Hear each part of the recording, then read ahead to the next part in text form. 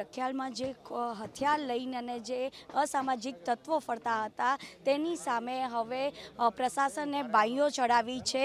સમીર ચીકના સહિત જે ફૈઝલ અને અલ્તાફનું જે મકાન હતા તેના ઉપર હવે દાદાનું બુલડોઝર ચાલ્યું છે। જો કે અત્યારે હાલ અલ્તાફનું જે ગેરકાયદેસર મકાન હતું તેને તોડી પાડવામાં આવ્યું છે, ત્યારબાદ ફૈઝલનું જે ગેરકાયદેસર મકાન છે તે પણ તોડી પાડવામાં આવશે અને સમીર ચીકનાનું આજે આ 3 મકાનો છે તે તોડી પાડવામાં આવી રહ્યા છે। જો કે આ પહેલાં પણ દાદાનું બુલડોઝર આ તમામ આરોપીઓના ઘર ઉપર ચાલી ગયું છે। જો કાયદાનું ભાન નહીં હોય તો આ રીતે પણ ભાન કરાવવામાં આવશે। આપણી સાથે પ્રકાશભાઈ ગુર્જર છે, તેમની સાથે વાત કરીશું। પ્રકાશભાઈ, કઈ રીતે આ અસામાજિક તત્વોને હવે રોકવાનો પ્રયાસ થઈ રહ્યો છે?